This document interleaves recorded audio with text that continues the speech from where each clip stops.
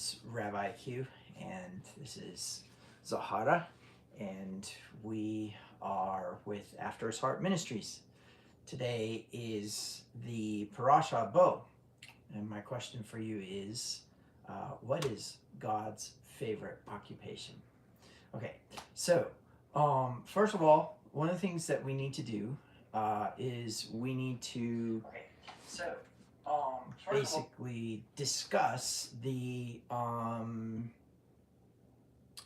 things that have led up to this moment, because Parasha Bo begins with the narrative of distinction, and what's interesting is contextually, Bo itself in Hebrew means come, not go. And it means to go in, okay? Now, there are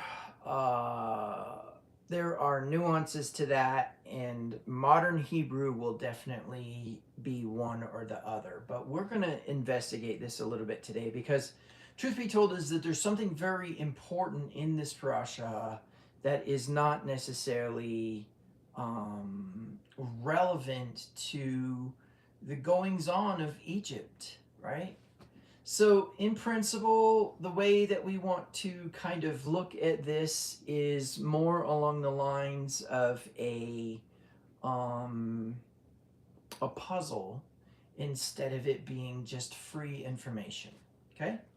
So I want to start with the concept of a tent, okay? What is the purpose behind it? What is the mechanism behind it, okay?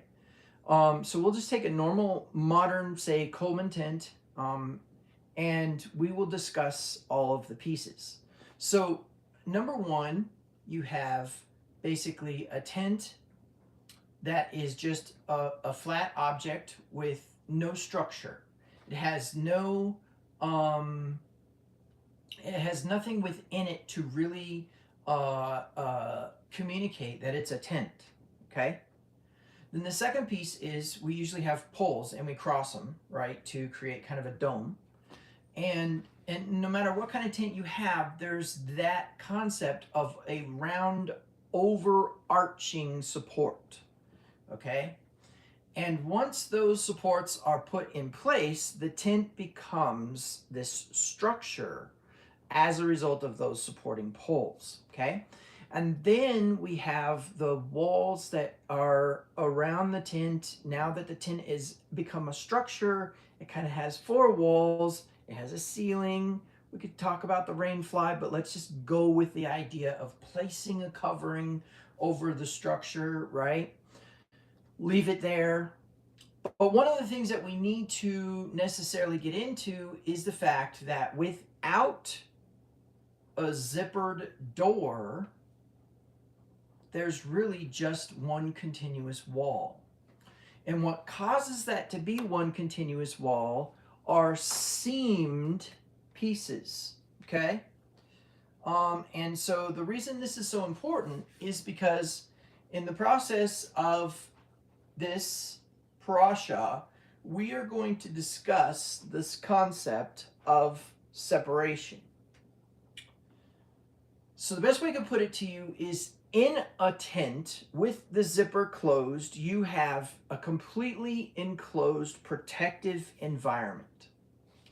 With the zipper open, you have the ability to go in and out, right? You have the ability to come in under the covering. You have the ability to go out from under the covering. Now, in principle, it is very important to understand that what this usually represents, okay? And I want you to think about this, because when we talk about marriage of things, for example, if you marry axle to a U-joint, it becomes able to handle vibration and handle movement of the wheels as they activate the suspension, right? A U-joint prevents the damage of an axle that's just straight connected to a the damage of a drivetrain connected straight to an axle. So marriage doesn't necessarily have to mean a male and a female, a partnership coming together, okay? So we have to be careful with the word marriage. But when we start to get into the concept of joining, not joining, but we start to get into the concept of becoming one, that is a very different element. Now you can say, oh, well, but the drivetrain and the axle become one by those U-joints. Yes, that's true. But what I mean is that there is something greater to be had in an understanding of how the tent and the poles make a tent. I'm sorry, how the seams and the poles make a tent. Because the seams are important. They hold the tent intact. The poles are important because they hold the tent up, okay?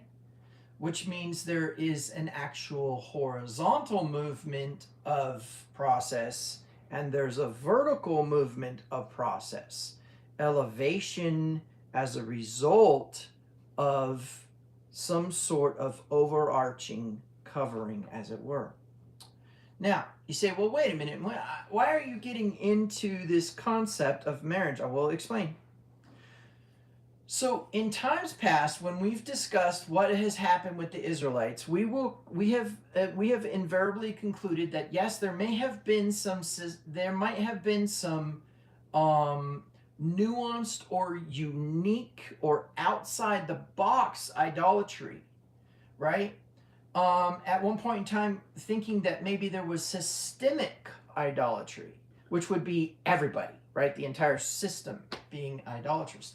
Because of what happens with the golden calf, right? Well, one of the things that we need to do is try to understand the mechanism of how Yahweh views both, okay? So in principle, what we need to get at, and of course, Zahara will give some of the insight here into this, and I definitely want people who are watching, there's 3 people watching right now, to comment if they are willing to really kind of set the stage for both, okay? So I've laid out the tent, I've laid out the understanding of the tent, the structure and all that stuff. Now let's get into this concept of how the tent is able to endure, okay? So in principle, one of the things we need to talk about is, why do you have a tent to begin with? When you go camping or you are in a survival situation, why build a shelter? What is going on with you? Give me some thoughts, some examples. You're needing protection from the elements. Okay. Right? Getting out of the weather, whether it be rain or snow or even the sun. Okay. What else? You are going to need a dry place to rest. Okay. What else? Why do you need dry? What's the threat of wet? The threat of wet is that moisture on the skin can cause a lot of issues. It can cause hypothermia quicker than just the cold can. So if you get wet and there's any element of cold or cold chill, you can get hypothermia.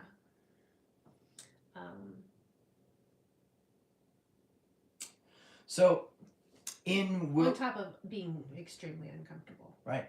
In desert wilderness survival training that I went through, one of the things we learned is that you can actually get hypothermia, yes, to keep things out. Very good, okay? You can get hypothermia through 50-degree weather if you do not stay dry. One of the threats of the desert of desert dwelling when you're in a survival situation is that you need to keep dry, because when the evening comes and you are wet, you can get hypothermia, even in 50-degree weather. And if it's during the day 50-degree weather, like winter time in the desert, then there's the same threat. So it's interesting because dry is definitely one of the keys, right? To remain dry within, okay? But then another one is obviously to somehow block wind chill, right? So then we're preventing ourselves from becoming cooled as a result of what would be basically radiation. So your body radiating heat and the wind blowing across your body and cooling your body.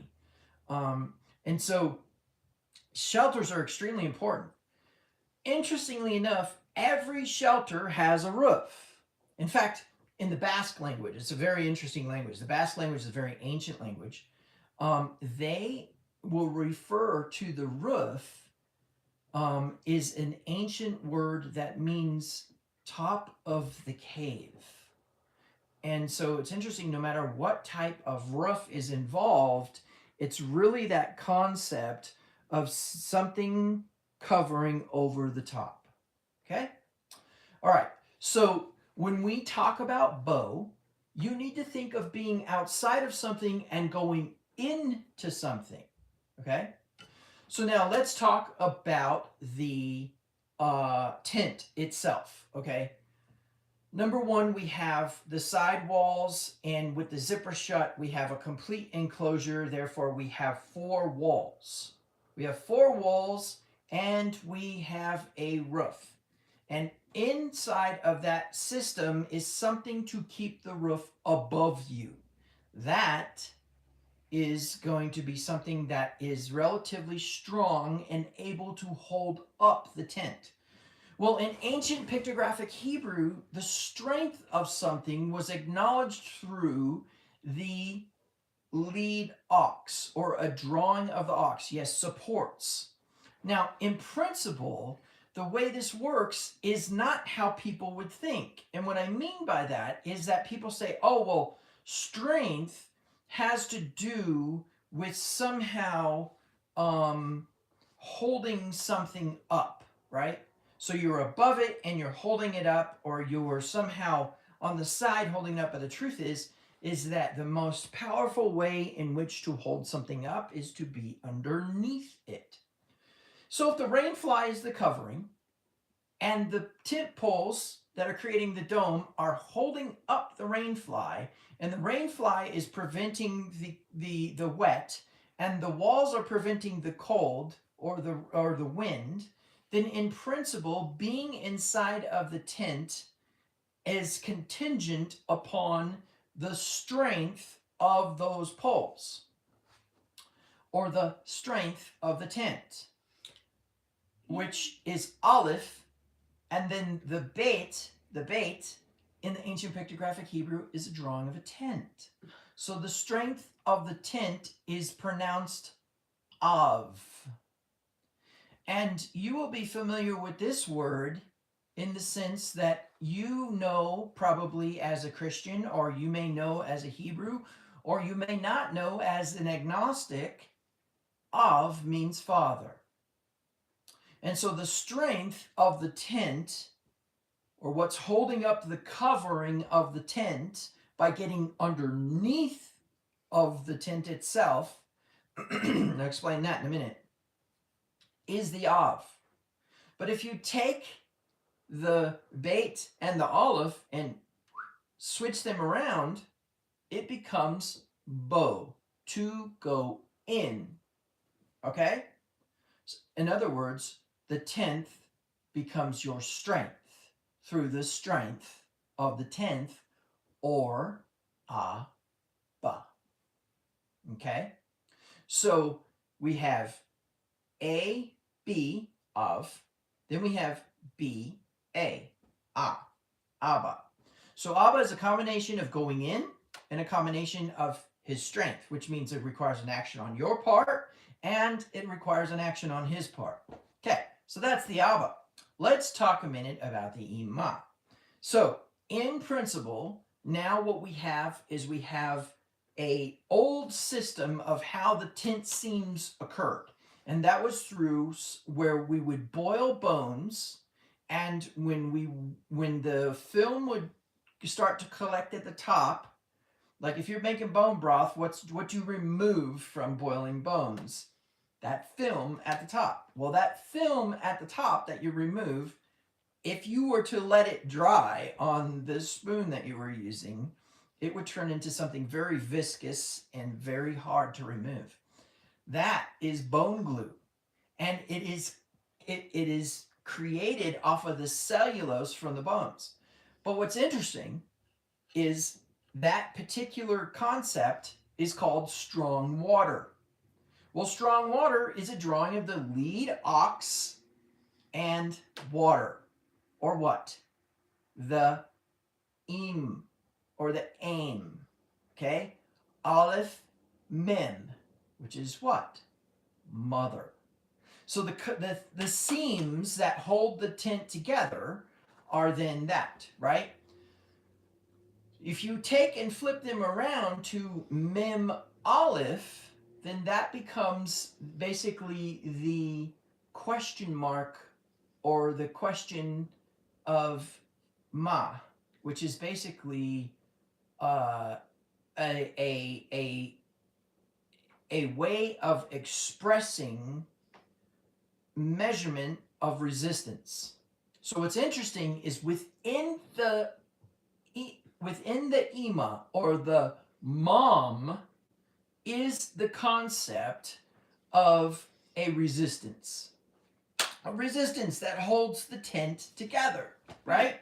If you didn't have that glue or that seam, you just had fabric that would be flapping in the wind.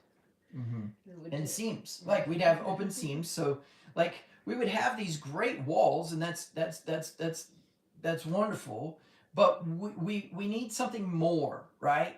Okay, so now what we need to do is say, if the Abba and the Ima equate to the strength of the tent and to the holding together of the tent through resistance, then there's a principle that part of the strength of the tent and the protection of the tent has to do with resistance.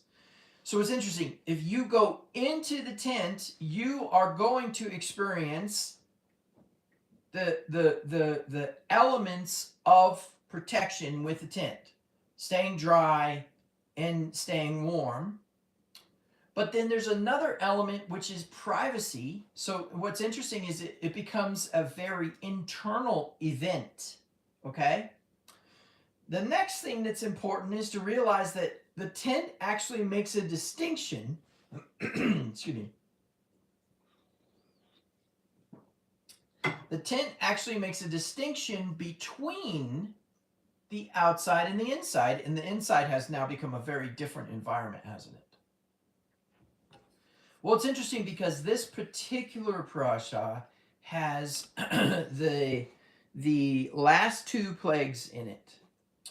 And what's really more interesting is the concept of what is actually happening in the story. So let's go ahead, and what we're going to do here is I'm going to read to you the first part of the parasha, and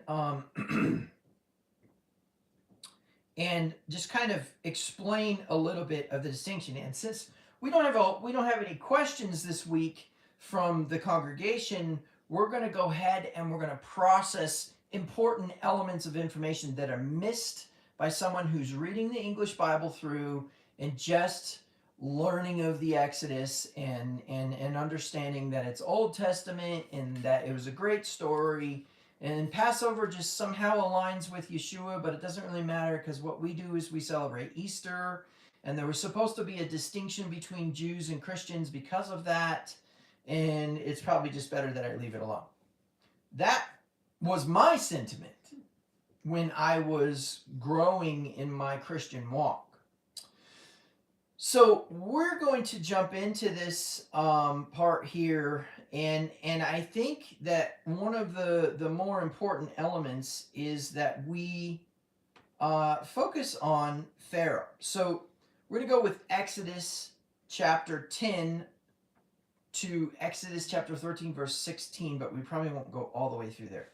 So Exodus chapter 10, verse 1 says, Then the Lord said to Moses, Go to Pharaoh, for I have hardened his heart and the heart of his servants, so that I may perform these signs of mine among them, that you may tell in the presence of your son and of your grandson how I made a mockery of the Egyptians and how I performed my signs among them, so that you may know that I am Yahweh. So Moses and Aaron went to Pharaoh and said to him, This is what Yahweh says. The God of the Hebrews says, How long will you refuse to humble yourself before me? Let my people go so that they may serve me. For if you refuse to let my people go, behold, tomorrow I will bring locusts into your territory, and they will cover the surface of the land, so that no one will be able to see the land. They will also eat the rest of what has survived, what is left to you from the hail, and they will eat every tree of yours which grows in the field. Then your houses will be filled with them, together with the house of all your servants and the houses of all the Egyptians, something neither your fathers nor your grandfathers have seen from that day, and since they came out upon the earth until this day. And he turned and left. Pharaoh's servants said to him, How long shall this man be a snare to us? Let the people go, so they may serve Yahweh their Elohim. Do you not realize that Egypt is destroyed? Now, before we go any further, I think it's very important that we start to really gain an understanding, the way that we really, an understanding of the extra dynamics of this. The way that we really need to do this is to break this parasha out of all of Torah and say, okay, yes, we do acknowledge that this is a part of Torah, but if we were to just take this story by itself from this point forward, what could we possibly begin to discern? Number one is that it seems as though God has said that God would harden his heart. However, it seems as though Pharaoh is given an opportunity to soften his heart. Let me explain. James chapter 4 says, Humble yourself in the sight of the Lord, and he will raise you up to a position of honor. What would that position of honor have been? Being the nation who released the Israelites, right? Being the nation, because the nation before Pharaoh was the nation who subjected them, right? What do I mean by that? Well, number of things. First and foremost, it's very important to know that at the beginning of the stages of this particular time period, there was a certain group in charge of Egypt around the time of Joseph.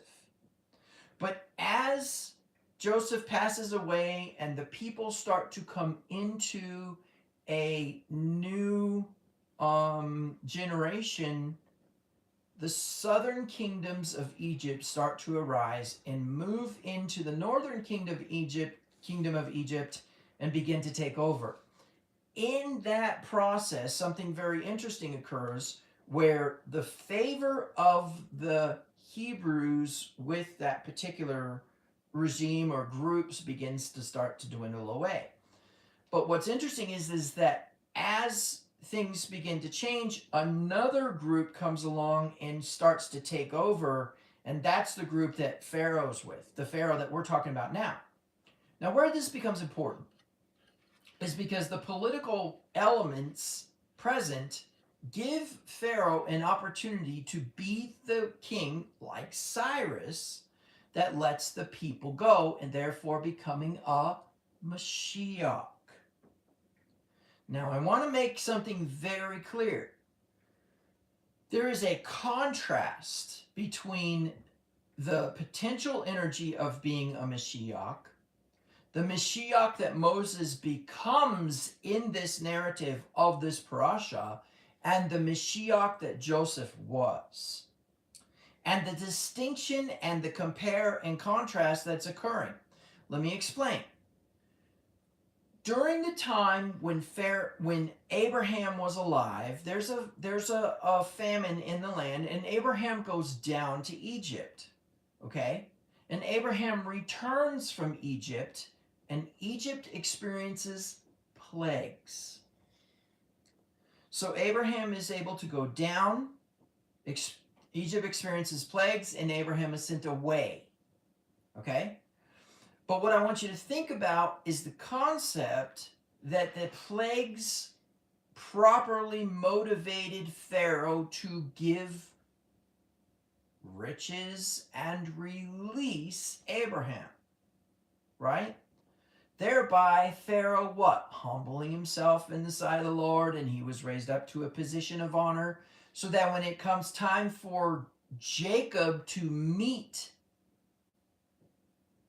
possibly the grandson, the son, potentially even the Pharaoh that Abraham met, there is connection. There's not resistance. There's connection, and there's peace being made with the particular Pharaoh. Now, as that's occurring, as Joseph is the one involved in the preservation and thereby messiahship of delivering Egypt, so then also we see Moses as being the one to deliver the people of Israel out of Egypt, but interestingly enough, to bring upon Egypt the opposite of a Messiah. Now, if you miss this, you will miss a very important compare-contrast within Torah. And that is that Egypt was never, ever, either now or during Joseph's time, in covenant with Yahweh. But instead was more a effect of the cause of Israel being present. Israel represented within Joseph. Israel represented within Moshe. Joseph delivers Egypt, not out of merit. They are not in covenant with Yahweh. They are not observant of Torah, right? Because what's God's favorite occupation? Shepherding. What do Egyptians hate? Shepherding.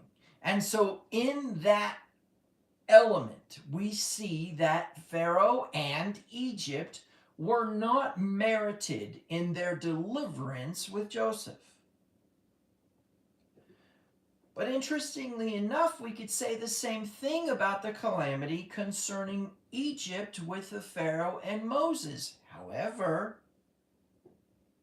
an element of a hardening of a heart is occurring, and that somehow is creating a mechanism by which these plagues are starting to get more escalated. We've already got a destruction of the infrastructure of the fishing industry. We've already got a destruction of the infrastructure of the livestock industry.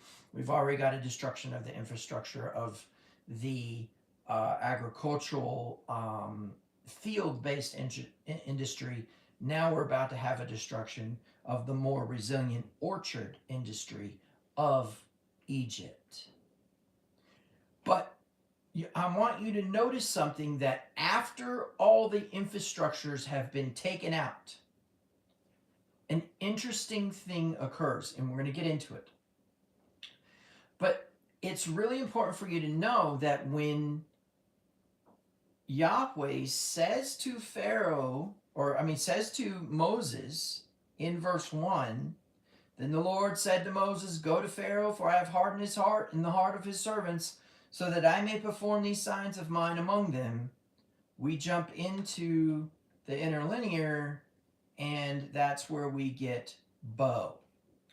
Bow being to go, but that's not what bow means.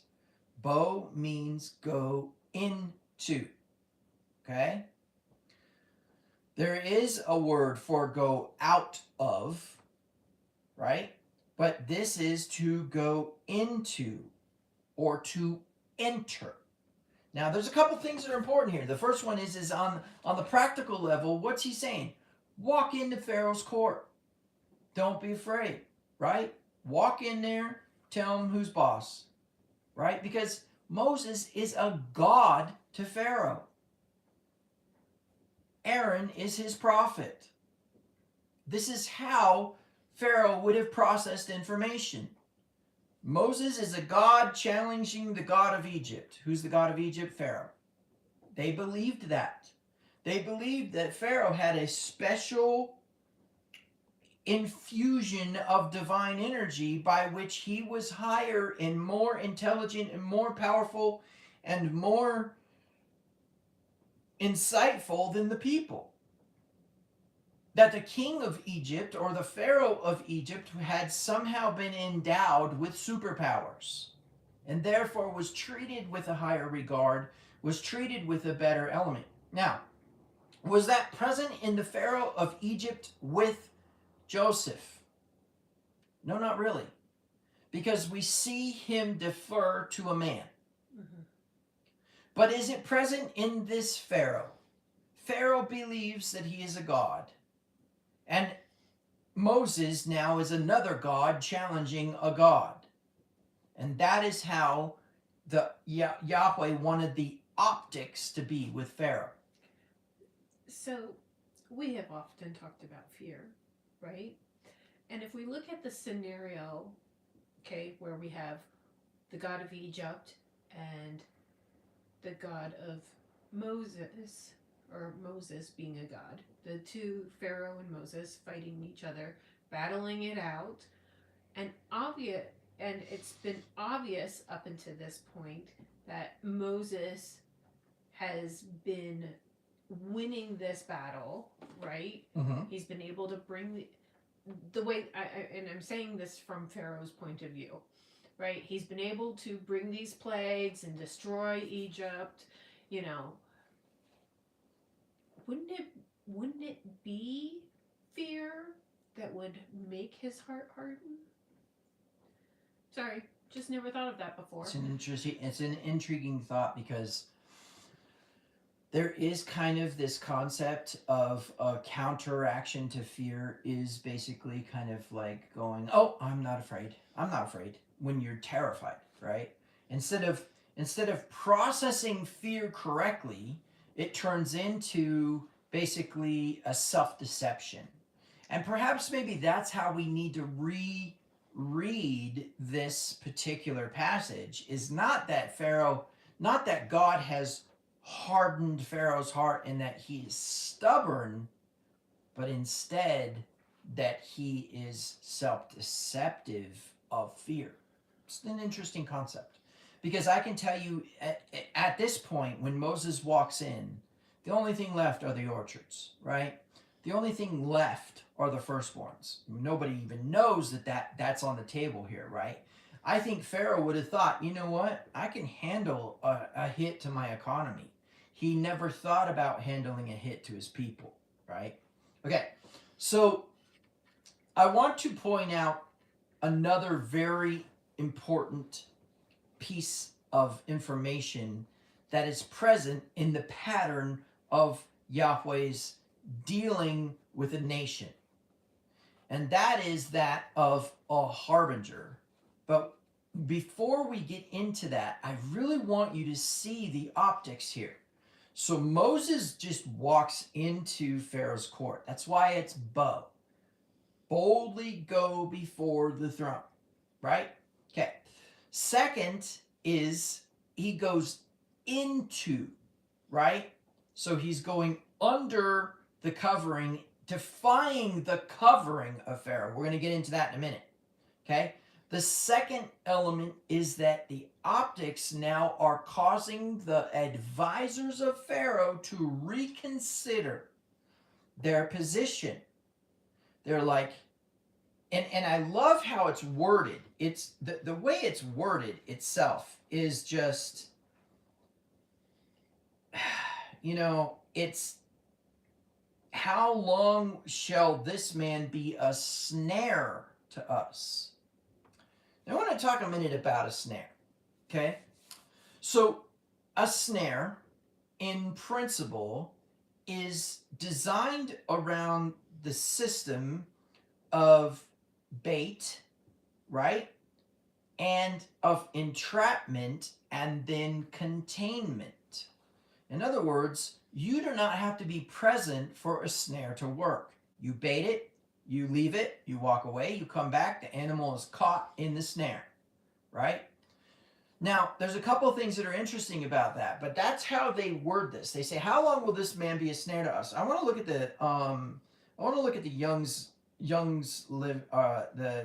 literal translation real quick here, and look at that. Until when doth this one become a snare to us? That's an interesting way to word it. Send the men away, and that they serve Yahweh their Elohim. Knowest thou not yet that Egypt hath perished? So this is his advisor saying, the economy's done here. Why would you continue to keep these people around? Obviously, whatever we're dealing with here, it's no longer about you, bro. Well, if Moses is supposed to go into Pharaoh, right? And this is his tent, right? Pharaoh's tent. This statement right here is the seams starting to come apart.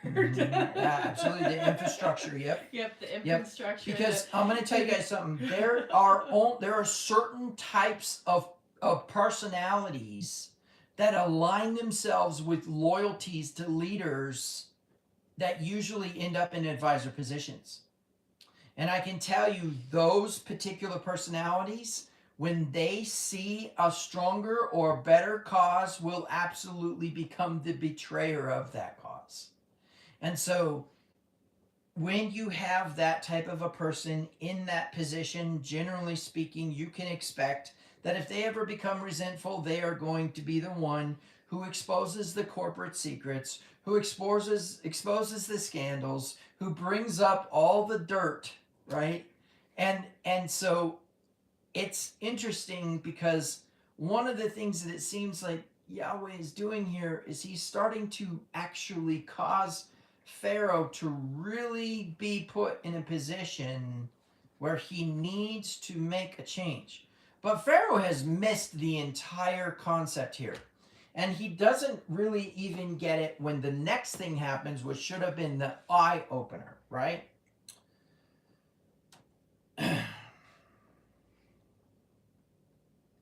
So going into, let's use the NASB here, and going into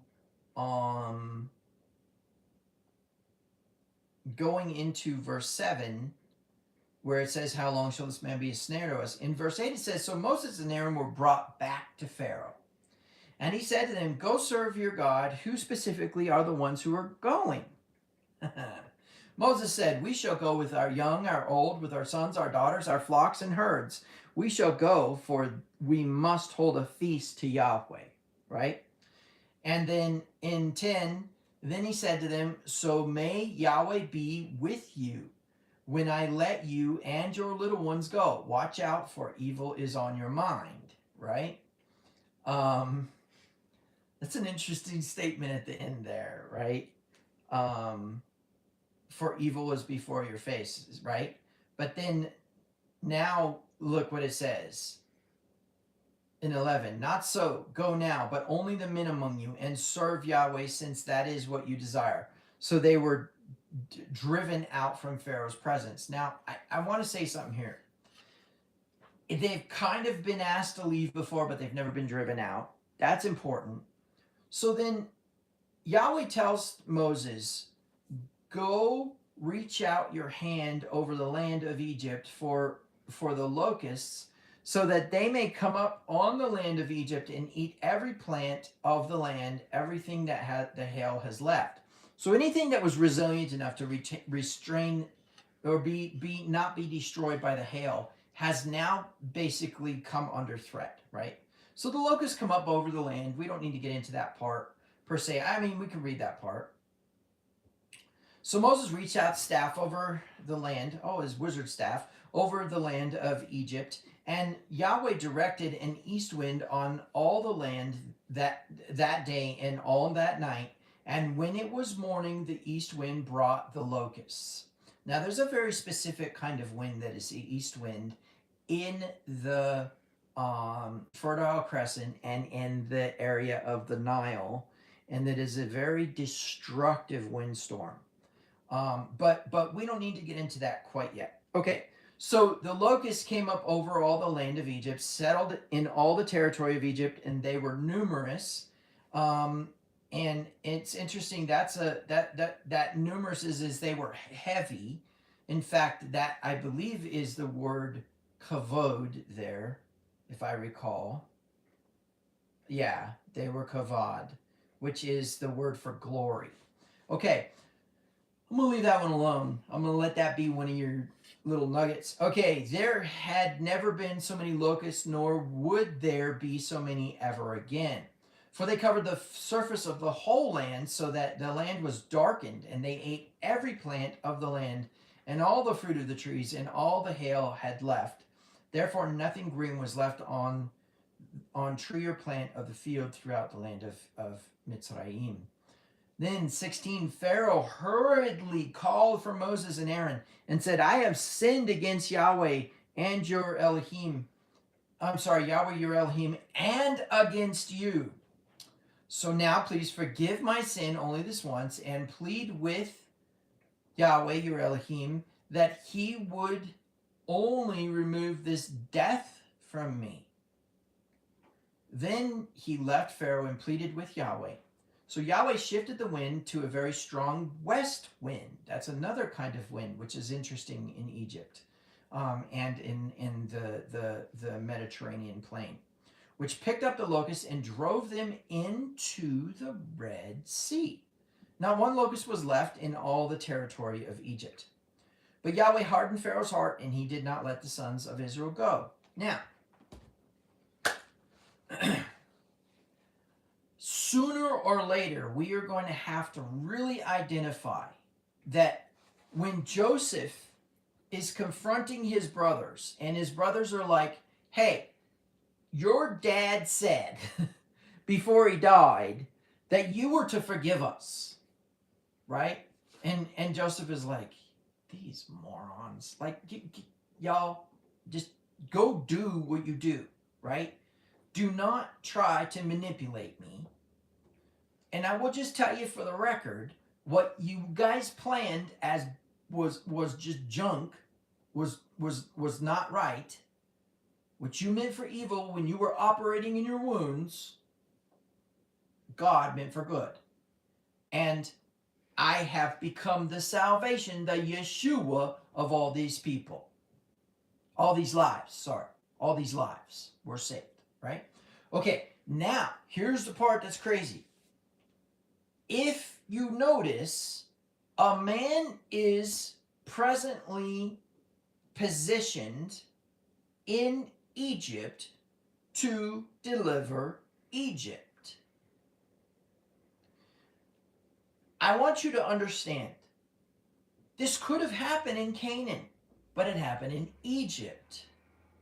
Now, I think it's very important that we understand that Egypt then plays a very important role in Israel's existence. There's so much that we could go off of here. There's so much that we could actually bring into consideration. There's so much that we could do to really understand what's going on here in such a way as to say, Yahweh will bring a prophet into the land to deliver the land from their judgment first. See, most Christians and most theologians, even on the Jewish side, believe that a prophet is designed for judgment. But truth be told, a prophet is not ever designed for judgment. A prophet is designed for warning. I'll explain here in a minute. So the next thing that we understand then is that sometimes a prophet is put in a position of occupation so that a different kind of outcome can occur with what would have normally occurred with an organization. Now, the reason I word it this way is because if you get stuck and foolishly stay stuck on the concept that Egypt is the importance here, you're missing it. You're missing the concept that you could be a prophet brought into a job position to elevate that particular company because of your presence and the wisdom granted you from heaven because of some other important thing that that company needs to do. Prophets are all about positioning. They are positioned in places to elevate or to bring about the harbinger or to bring about the end of an organization. Not just a civilization. You're thinking about it incorrectly, because there are people who will go into a job and be treated badly in that job because Yahweh wants to destroy that company. And that's the part that you or I do not understand, because the sovereignty of Yahweh, the sovereignty of the intensification of all power in the universe, is a very confusing thing because of the connecting elements. Because what does Yahweh call all this? What does he call the absolute destructive elements of this infrastructure? Right? He cracks down on all the different industries within Egypt. And until this next verse, we don't realize anything other than an agricultural downfall. He shuts down industry. He destroys economic structures. Except for one plague. And that's what the locusts did, right? Mm-hmm. I mean, all of the plagues did certain destructions to all of these fields and infrastructure, but here the hail comes in and it breaks branches. Hail breaks branches, right? And destroys fields and things along those lines. But the thing is, if it's broken the branches can come back. Locusts ate everything that is green. You eat everything that is green. You take away the green of a tree, it stops growing. Mm-hmm. It cannot come back. Right. Now, all of its food Right. now has been taken away. Right. So there are two things that are very important here, and I think that it is missed by most people that are studying this. The first one is that infrastructure element, but the other one is the positioning. We just went through a number of parashas. The last 5 parashas of Genesis are about the flourishing of that which is green. The crops growing, the crops being retained, the famine coming and the crops protecting the people because of the storehouses. And then a return to agriculture. Remember, the people were given seed to go plant anew. These crops that just got destroyed in the hail are the predecessors, are their predecessors are that grain. Because remember, famine destroyed all the crops in the land, a total reset on the land. Now, and this is important, that means that the positioning of the prophet doesn't necessarily equate to a judgment. The positioning of the prophet is designed around the salvation of a civilization or the survival of an organization, as long as there seems to be some sort of element of that particular organization operating within the confines of Torah observant people. Now, you could get really weird with this, because you could take a Christian church, see a Torah observant person in it, and that church will prosper. or that church will be done. They'll be ready for destruction. And that Torah observant would bring prosperity, or that Torah observant would bring the harbinger and eventually destruction. Now, I'm not saying Torah observants are prophets, but I am saying that when it talks about in the New Testament prophesying, if you actually go read the prophets, they are speaking Torah. Prophecy is never about some futuristic event that is or predicted to happen. See, that's what you don't get. Why did, and I'm just going to say this, this is not my idea, this is not my concept, but I'm just going to say this. Why did Moses get raised as an Egyptian? So that he would know what infrastructures needed to be attacked.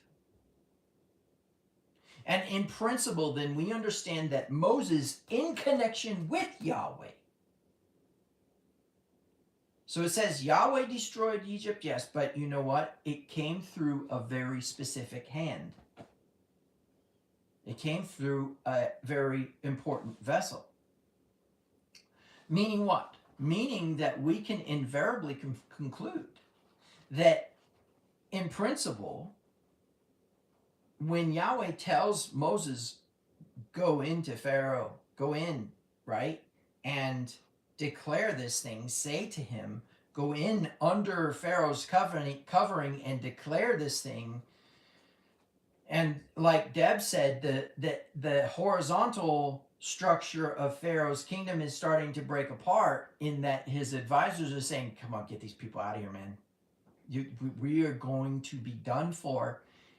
But look what Pharaoh says at the end of this whole thing.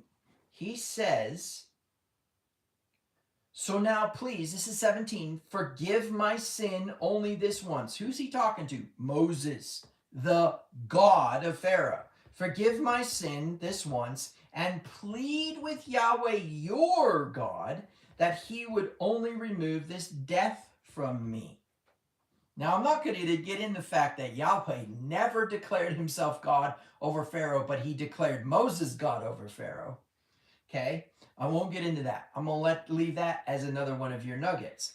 But here's the part that's important.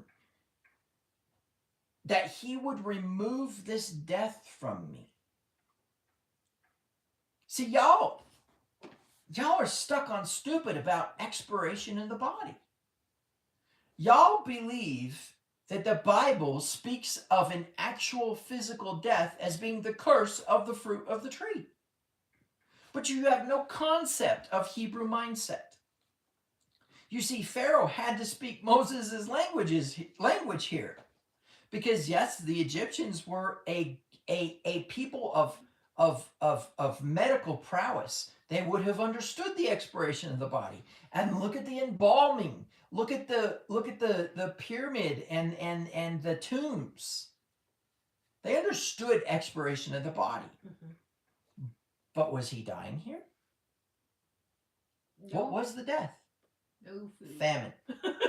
Thank you. Okay, so now, and this is important in this concept, Pharaoh defines death as no food. Pharaoh defines death as no infrastructure of food. You've killed the fish. You've taken my crops. You've taken my livestock. You've taken my trees now. Remove this death from me, right? Okay, but here's the part that's interesting about this. So Pharaoh speaks Moses' language here. Then he left Pharaoh and pleaded with Yahweh. Moses authentically cries out to Yahweh for his enemy,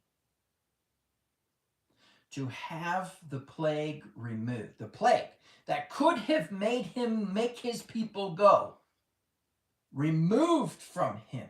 Mm-hmm. Why would Moses do that? What is Moses offering here? Moses offering a concept that is foreign to Christianity. You see, Christianity through Marcion and Augustine has shaped God into a bloodlusting, wrathful God in the Old Testament, demanding blood sacrifice, demanding a propitiation of sins, an answering of sins through blood. And that particular accusation has made Christianity a very dark and evil religion, finding justifications in the fact that the wrath of God is justified through the vicar of Christ, who can then go and wipe out peoples, unalive peoples, not just a single individual, but entire nations. In fact, between you, me, and the fence post is the greatest justification behind the German Holocaust. We won't get into that, though.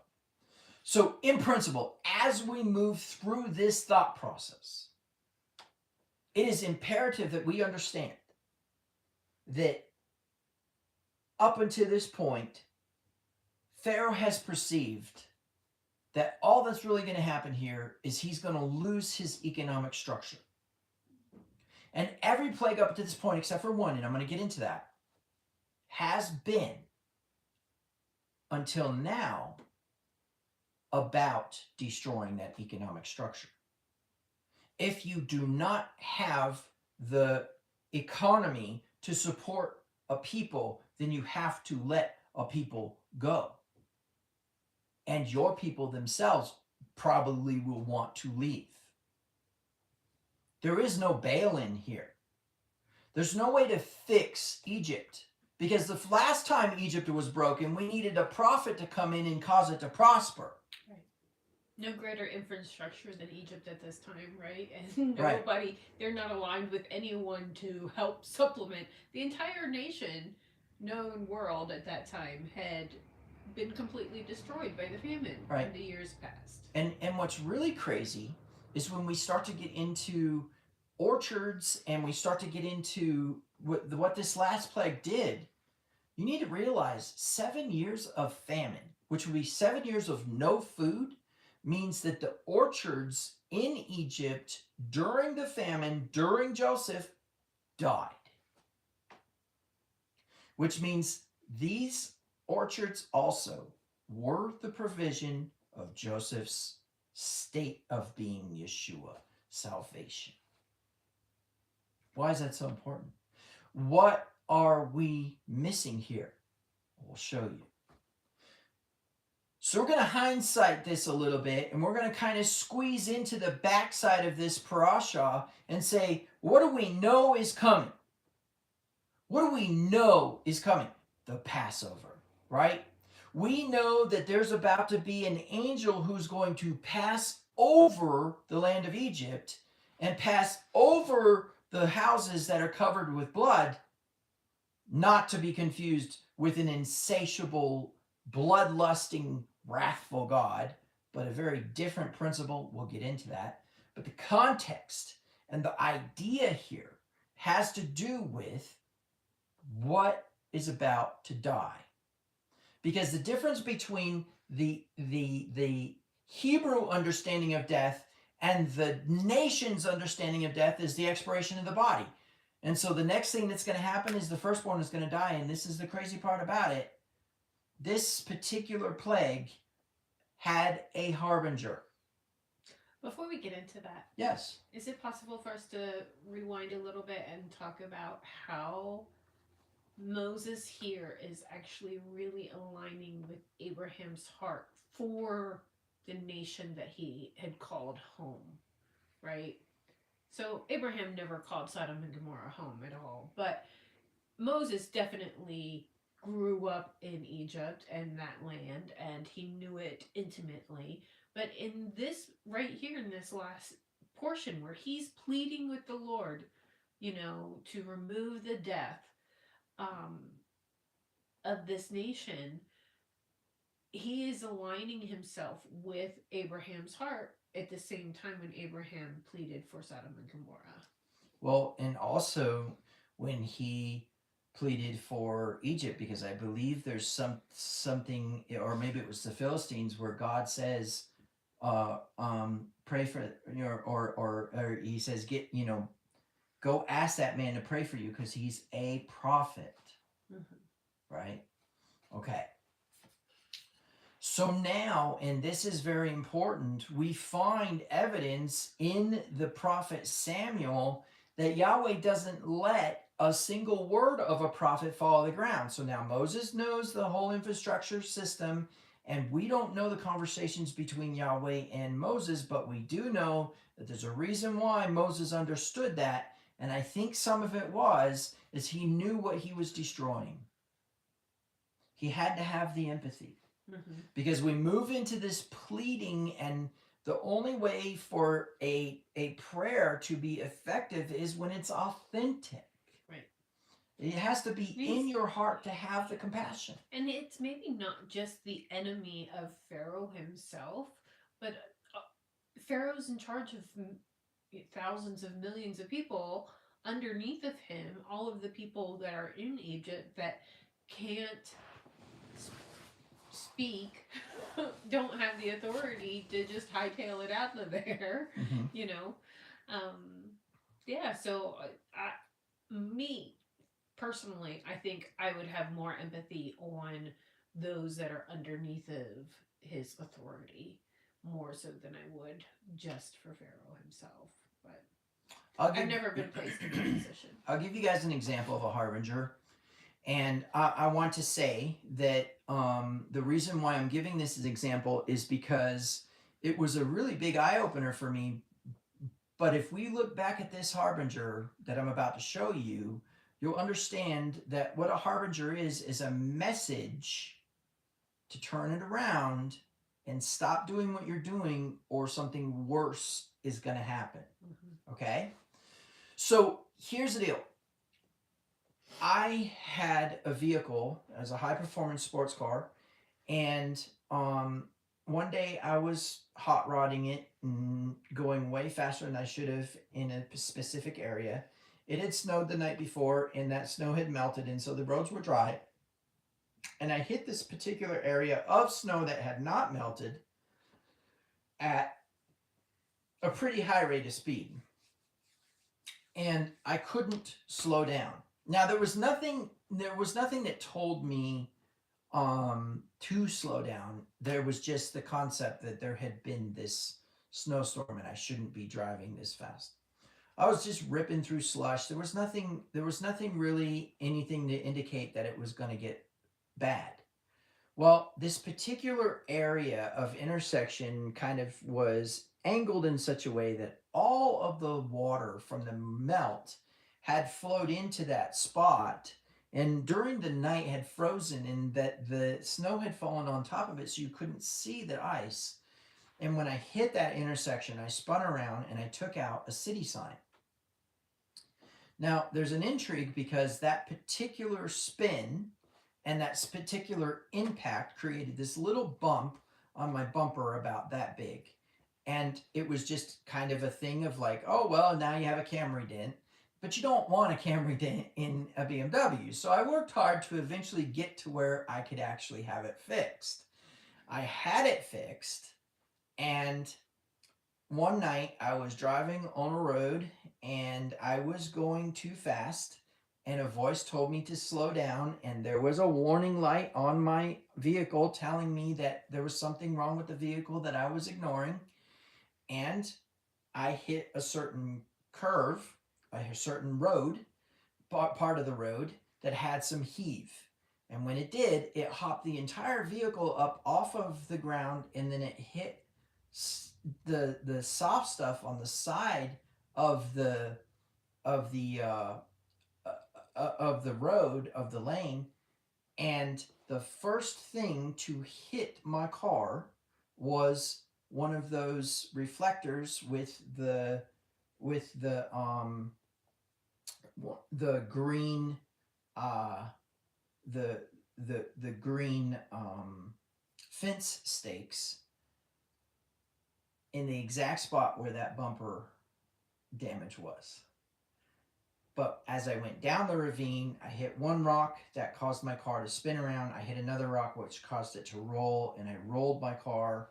And by the time I landed, the car was completely destroyed. Completely destroyed.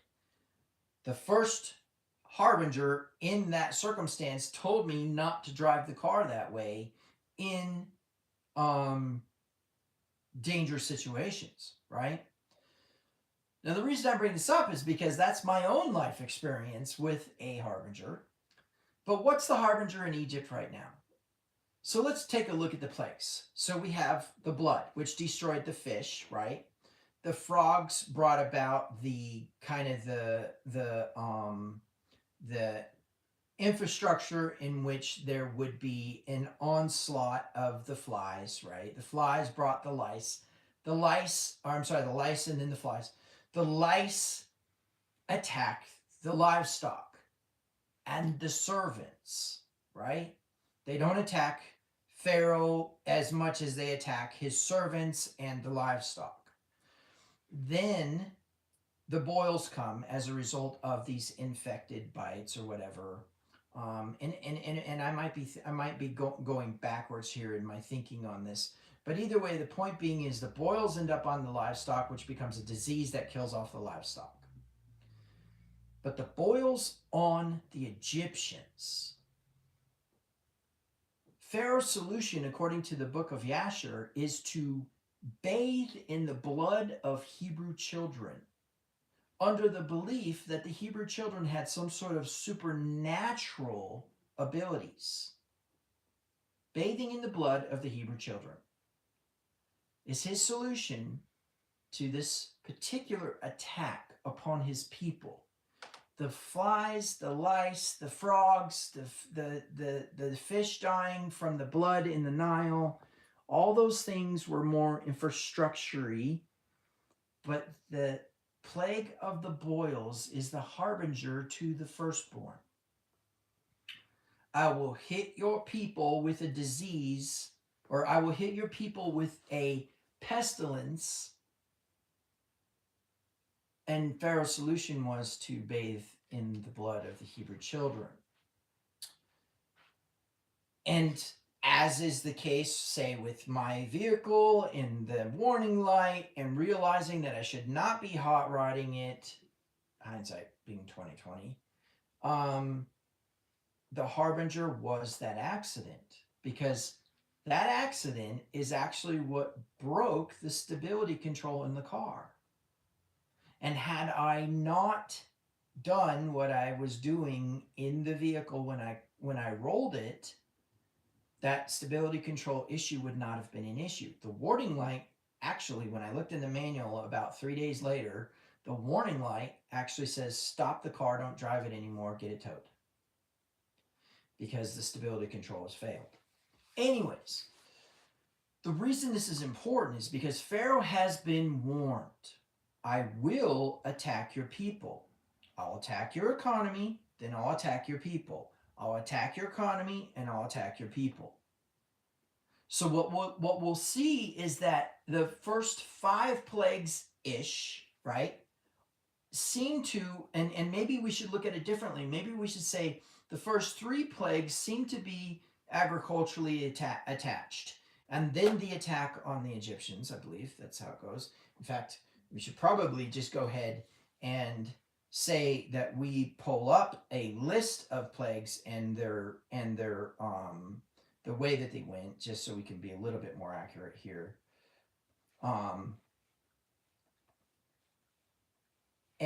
But one of the things I want you to see here is that there was a warning, and that warning was a calamity. You see, Christianity teaches that Yahweh is this bloodlust, insatiable, wrathful God that always wants to put the smack doodle on everybody.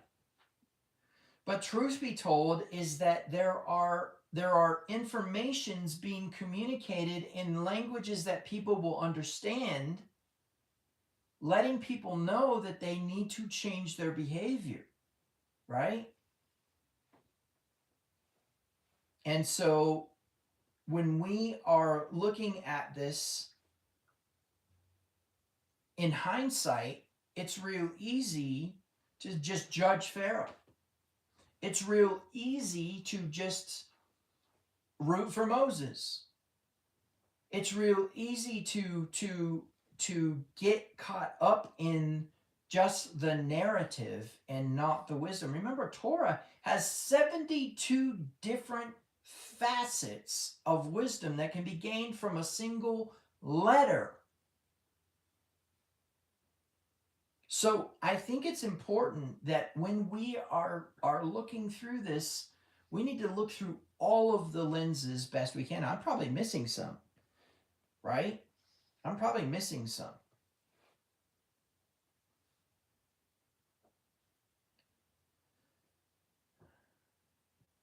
Okay. Water turned to blood, frogs, lice, flies, livestock pestilence, boils. Okay, so the sixth one is boils. So he goes agriculture, agriculture, agriculture, agriculture, and then attack the human, right? So the sixth one is the attack on the human. So I was a little off. But the premise is the same, that he stops with the agricultural attack, checks the humans, sends them the harbinger, right? And then, boom, back to attacking, right? Because what happens? Then the hail, then the locusts, which basically takes out the crops and the trees that were planted by the Egyptians from the seed that Joseph gave them to restart Egypt.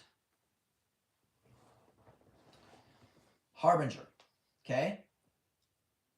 Now, it's very important to realize how relevant it is that Moses prays this prayer to Yahweh and gets the locust removed. Number one, Pharaoh requests it. Number two, Pharaoh describes the adversity as death. Number three, Moses authentically accomplishes the prayer. For the one who is not letting his people go, which means Moses was very calculated in his obedience to Yahweh in this process. Instead of going, oh, what? I have to pray for this jerk? Right? No, I want all this bad stuff to happen. Let's get it done. Let's light this. Let's set it off. But that's not how he operates, right? He pulls himself into a state of absolute warrior of light. He is in a process of understanding that there's more that needs to be revealed before the people can leave. Because remember what Yahweh is calling this. He's calling this a strong hand. But remember also it says, not like the covenant I made with their fathers when I brought them out of the land of Egypt by a strong hand, a covenant which they broke, although I was a husband to them. So, you want to get really weird, this is foreplay, right? This is before the consummation of the marriage. But this is going in rescuing the beauty. Right. This is very, very powerful. But what's interesting about how all this works out is Yahweh positions a very important individual in the process. And that individual is going through these plagues, right? But now watch what happens. And this is absolutely imperative to the story. So Moses prays, right? And the locusts leave. And then it says, but Yahweh hardened Pharaoh's heart, and he did not let the sons of Israel go. And here it is. Then Yahweh said to Moshe, reach out your hand towards the sky, so that there may be darkness over the land of Egypt, even darkness which may be felt. Y'all ain't ready for that. Y'all have no idea what just got instructed to Moses. But let's just keep going. So Moses reached out his hand towards the sky, and there was thick darkness in all the land of Egypt for 3 days. Is this word thick the same word that was as in glory?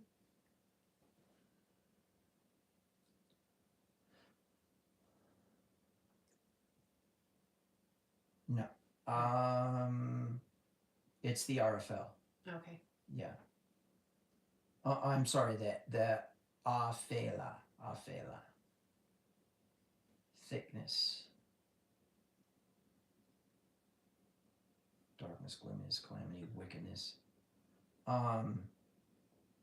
Yeah, and choshek is the word darkness, and so this was a very different kind of darkness. Okay, and so here's the part that's important is that in this principle, there's nothing that says that there's going to be a distinction.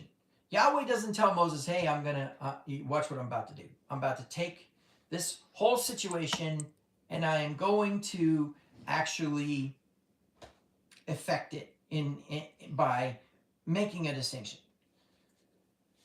23. They did not see one another, nor did anyone rise from his place for 3 days. But all the sons of Israel had light in their dwellings. Then Pharaoh calls to Moses and said, go serve the Lord, only let your flocks and herds be left behind. Even your little ones may go with you.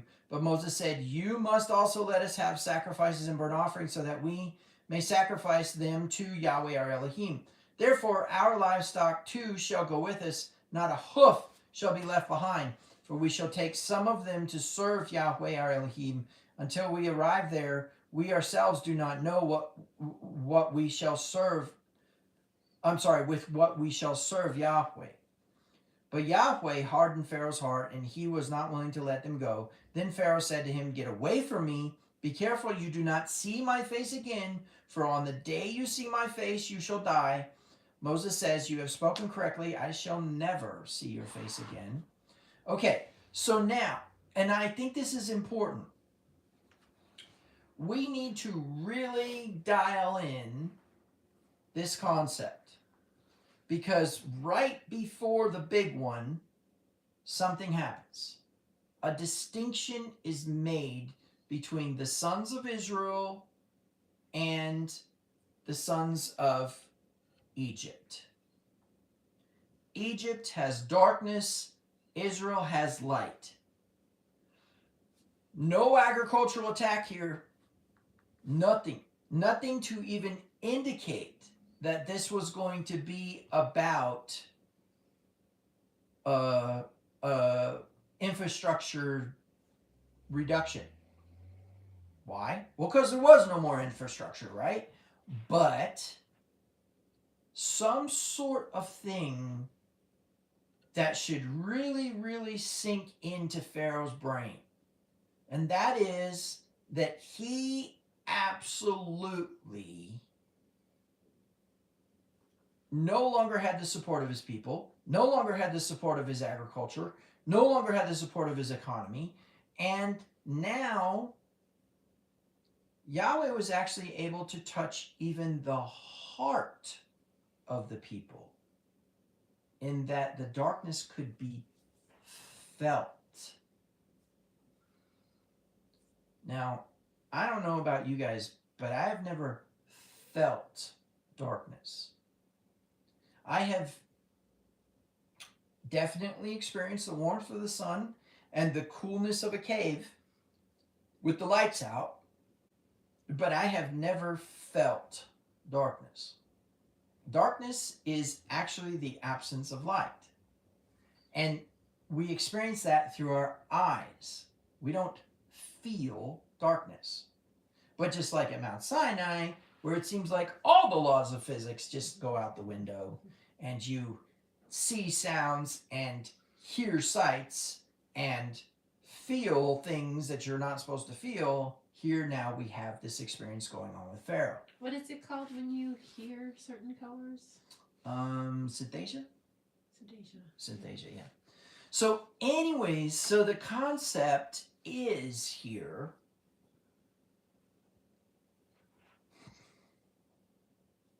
there's nothing left. Okay? Now, Yahweh doesn't tell Moses to go in again.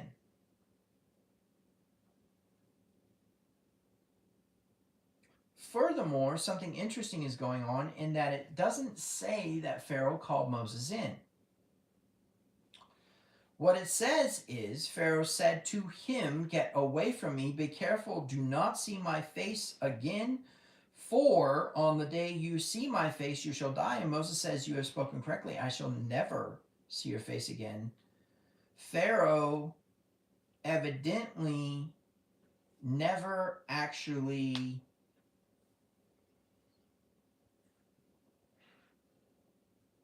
Pharaoh called to Moses here. Okay. So Pharaoh calls him in, go, right? Interesting instruction there.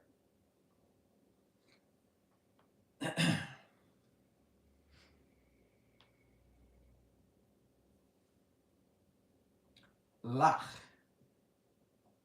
as in walk, right? Where we see that before in Lech Lecha, where Yahweh tells tells Abraham to go to a land that I will show you. It is not the word bow. So you see, it's interesting. This concept of bow starts to become very important. Now here's the kind of the special thing as we come to an end of this part 1 session. Pharaoh's covering is his palace, the roof over his head. His infrastructure, his economy, and his advisors are the wall around him, so to speak. But what's crazy is Pharaoh has taken the people captive over time, and they are joined to him, so to speak. In that, in order for, they are under Pharaoh's covering. Let me just put it that way. Okay? They're under Pharaoh's covering, and we know that the people are going to be taken away from the land. In other words, Yahweh has already begun to make war with the land. And if he's making war with the land and he goes and he takes a woman of the land and brings her out, she has to mourn for a certain amount of time. And when she's done with her mourning, then he can go into her. So now what's interesting is what we see is that the people are joined to Pharaoh. But then Yahweh tells Moses, go into Pharaoh's covering and declare this last plague, this very important plague of locust, who are labeled by Torah as glory. Right? Now, in that principle, then now all of a sudden we have the plague of the locust creating a state in which Pharaoh begins to speak Moses' language as if he was becoming a Hebrew. But in that process, we see that Yahweh goes ahead and hardens Pharaoh's heart. Now, we don't understand completely how that worked. And we have to make sure that we never encroach upon the context that that's why Pharaoh was created, was so that God could harden his heart. There was a lot that went into the process of God hardening Pharaoh's heart. Pharaoh had to pay for what he had done to the Hebrew children, both in the Nile and in the bathing in their blood. And God knows what else that we don't know from the other plagues. We know that every time that Pharaoh got messed with by Yahweh, he would do things like take away the straw and make people continue to make brick, right? He was retaliatory. He was vindictive. He was cruel. And he was definitely sick, as in demented. He was imaginative in ways to make people suffer. Okay? So Right. let's not do the deterministic thing. Nothing like, oh, your God sent upon boils to us, so I'm going to slaughter your innocent ones so I can bathe in their blood and make my boils go away. Yeah. Yeah. I mean, that's demented. So let's make it clear. Yahweh is making war with a nation to take a bride. He's making war with a nation and is going to take a bride. Which means Deuteronomy chapter 21 applies here. Which means that she's the captive bride. Which will play an important role in the divorce later on and a number of other things. Which would systematically require Yeshua to do what he did. But, having said that, it's important that you realize that the boils were the harbinger. But the question that I have, and this is the one that you can just kind of mull over in your mind, what was the darkness? Because we know Yahweh hardened Pharaoh's heart, and we know that it was only for 3 days, and we know that there was a distinction made. What was the purpose behind the darkness, both for Israel's sake and for the Egyptians' sake? Because remember, if there's anything that we understand, number one is that Moses understands that there's an exact point in time when this deliverance is going to occur and not before then. And so he continues to operate in his purpose as prophet. Pharaoh asks for a prayer. Pharaoh gets a prayer. Doesn't matter who Pharaoh is. He knows what he's been doing to the Hebrew children. Right?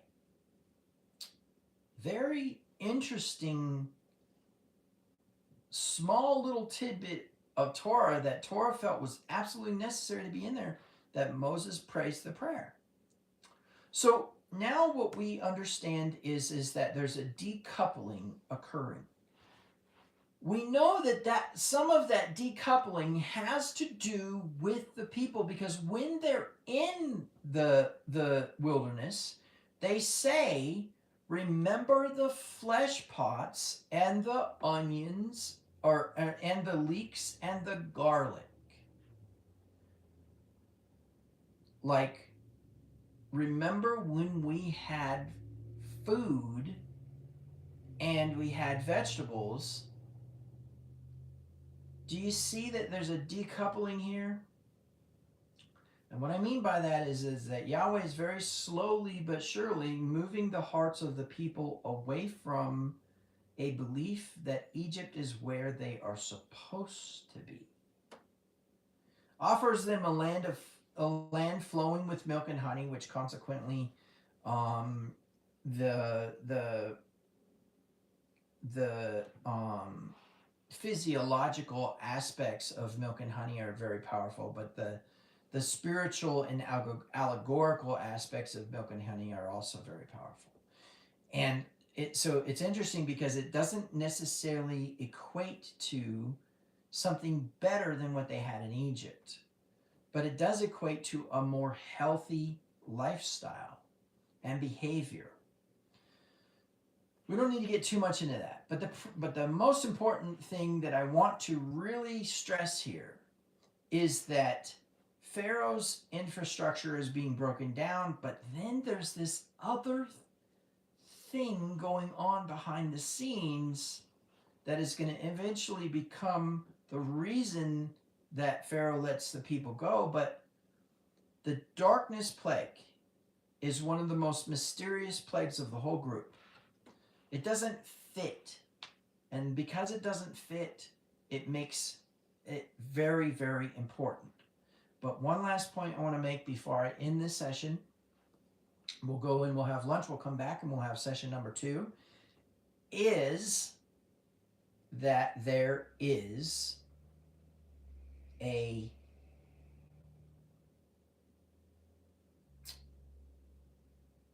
person positioned to elevate or to remove the glory of an organization.